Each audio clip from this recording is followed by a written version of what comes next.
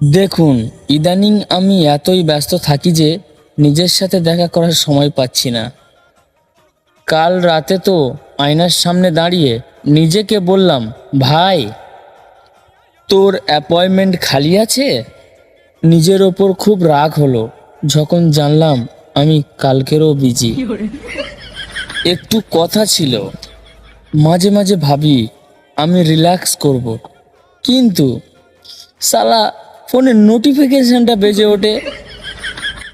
Check করে দেখি কোম্পানির মেসেজ, বলছে আপনার ডাটা শেষ হতে চলেছে।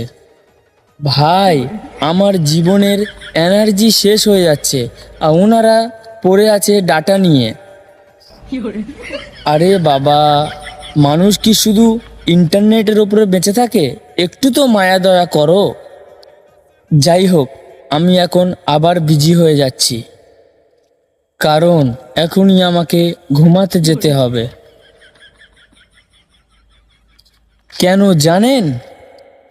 কারণ স্বপ্নে আমার একটি মিটিং আছে, আর সেখানে আমি চিফ গেস্ট। कौन है ये लोग?